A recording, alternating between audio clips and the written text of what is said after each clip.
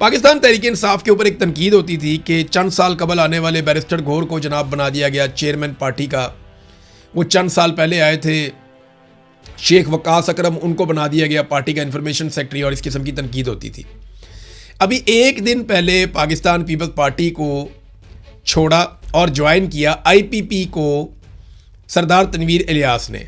एक दिन पहले, ये एस्टेब्लिशमेंट की ख़ास पार्टी है IPP, इस्तेहकाम पाकिस्तान पार्टी, अलीम खान आजकल इसको चला रहे हैं। तो एक दिन पहले इस्तेहकाम पाकिस्तान पार्टी को ज्वाइन करते हैं और अगले दिन वो इस्तेहकाम पाकिस्तान पार्टी के सदर बन जाते हैं पूरे आज़ाद कश्मीर के।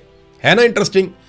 तो पाकिस्तान तहरीक इंसाफ पे जिन बातों पर लेकर तनकीद की जाती है मीडिया में, बाकियों के लिए वो क्राइटेरिया उतना सख्त है ही नहीं। ये बड़ा अनफॉर्चुनेट है। हुकूमत ने अवाम को रिलीफ देना था, पेट्रोलियम मसनूआत की कीमतों में बड़े दावे और वादे किए जा रहे थे, बड़ी बातें की जा रही थी, लेकिन एक मरतबा फिर अवाम को पेट्रोलियम मसनूआत की कीमतों में कोई रिलीफ नहीं दिया गया। आलमी सतह पर कीमतें कम होने के बावजूद पाकिस्तान की जो मिलिट्री एस्टेब्लिशमेंट की बनाई हुई सरकार है, फील्ड मार्शल आसिम मुनीर और शहबाज शरीफ साहब, क्योंकि सरकार तो इन दोनों लोगों की है, इन्होंने किया यह है कि जो पेट्रोलियम लेवी है उसमें मजीद 6.25 रुपये का इजाफा कर दिया है। ये ज़ीशान यूसुफ साहब की टाइमलाइन से मैं बता रहा हूँ कि अवाम को पेट्रोलियम मसनूआत की कीमतों में रिलीफ देने की बजाय पेट्रोलियम लेवी में मजीद 6.25 रुपये का इजाफा कर दिया गया। ये नाज़रीन हालात हैं। जबकि पेट्रोलियम मसनूआत की कीमतों में जो कमी है वो इंतहाई मामूली है, यानी 2 रुपये से भी कम कीमत कम की है इन्होंने पेट्रोलियम मसनूआत की।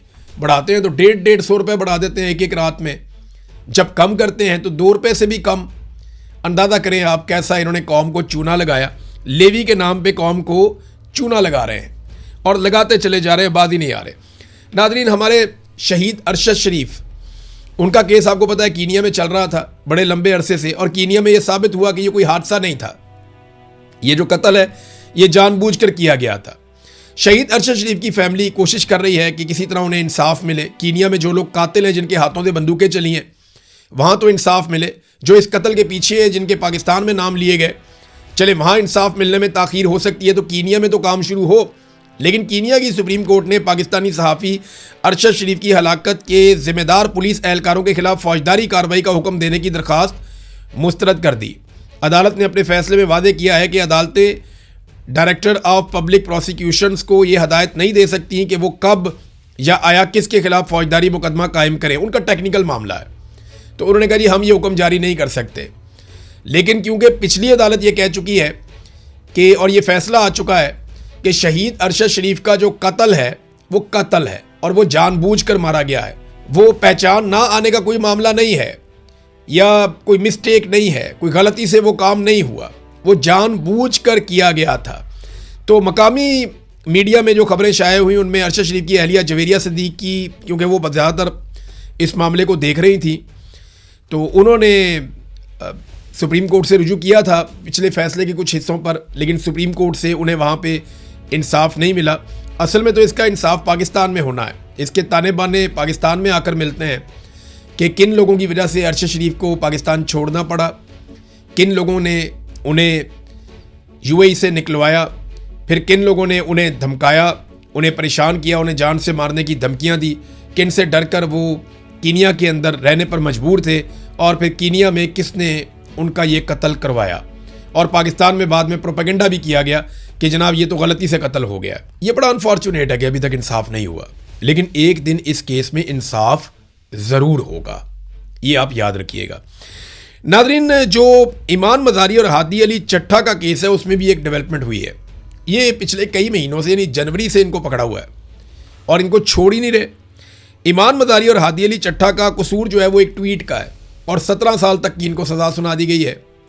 अब ईमान मज़ारी और हादी अली चट्ठा की सज़ा मुअत्तली दरखास्तें सुप्रीम कोर्ट ने आखिरकार 6 जुलाई को समाअत के लिए मुकर्रर कर ली हैं।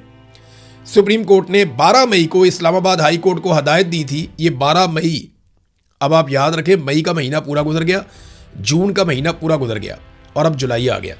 लगभग 7 हफ्ते हो गए हैं। सुप्रीम कोर्ट ने यह हदायत दी थी कि जनाब 2 हफ्तों के अंदर सज़ा मुअत्तली की दरखास्तों के ऊपर फैसला किया जाए हाई कोर्ट को, लेकिन हाई कोर्ट ने 2 हफ्तों में फैसला नहीं किया।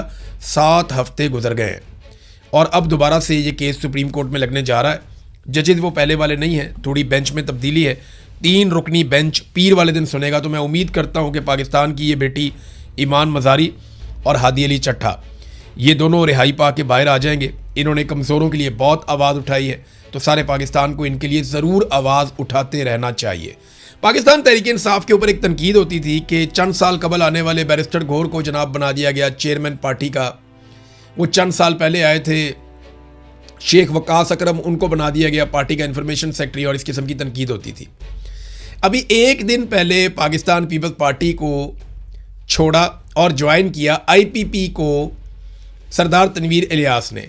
एक दिन पहले, ये एस्टेब्लिशमेंट की ख़ास पार्टी है IPP, इस्तेहकाम पाकिस्तान पार्टी, अलीम खान आजकल इसको चला रहे हैं। तो एक दिन पहले इस्तेहकाम पाकिस्तान पार्टी को ज्वाइन करते हैं और अगले दिन वो इस्तेहकाम पाकिस्तान पार्टी के सदर बन जाते हैं, पूरे आज़ाद कश्मीर के। है ना इंटरेस्टिंग। तो पाकिस्तान तहरीक इंसाफ पे जिन बातों पर लेकर तनकीद की जाती है मीडिया में, बाकियों के लिए वो क्राइटेरिया उतना सख्त है ही नहीं। ये बड़ा अनफॉर्चुनेट है। हुकूमत ने अवाम को रिलीफ देना था, पेट्रोलियम मसनूआत की कीमतों में बड़े दावे और वादे किए जा रहे थे, बड़ी बातें की जा रही थी, लेकिन एक मरतबा फिर अवाम को पेट्रोलियम मसनूआत की कीमतों में कोई रिलीफ नहीं दिया गया। आलमी सतह पर कीमतें कम होने के बावजूद पाकिस्तान की जो मिलिट्री एस्टेब्लिशमेंट की बनाई हुई सरकार है, फील्ड मार्शल आसिम मुनीर और शहबाज शरीफ साहब, क्योंकि सरकार तो इन दोनों लोगों की है, इन्होंने किया यह है कि जो पेट्रोलियम लेवी है उसमें मजीद 6.25 रुपये का इजाफा कर दिया है। ये ज़ीशान यूसुफ साहब की टाइमलाइन से मैं बता रहा हूँ कि अवाम को पेट्रोलियम मसनूआत की कीमतों में रिलीफ देने की बजाय पेट्रोलियम लेवी में मजीद 6.25 रुपये का इजाफा कर दिया गया। ये नाज़रीन हालात हैं। जबकि पेट्रोलियम मसनूआत की कीमतों में जो कमी है वो इंतहाई मामूली है, यानी 2 रुपये से भी कम कीमत कम की है इन्होंने पेट्रोलियम मसनूआत की। बढ़ाते हैं तो 150-150 रुपये बढ़ा देते हैं एक रात में, जब कम करते हैं तो 2 रुपये से भी कम। अंदाज़ा करें आप कैसा इन्होंने कौम को चूना लगाया, लेवी के नाम पे कौम को चूना लगा रहे हैं और लगाते चले जा रहे हैं, बात ही नहीं आ रहे। नाज़रीन, हमारे शहीद अरशद शरीफ, उनका केस आपको पता है कीनिया में चल रहा था बड़े लंबे अरसे से, और कीनिया में यह साबित हुआ कि ये कोई हादसा नहीं था, ये जो कत्ल है ये जानबूझकर किया गया था।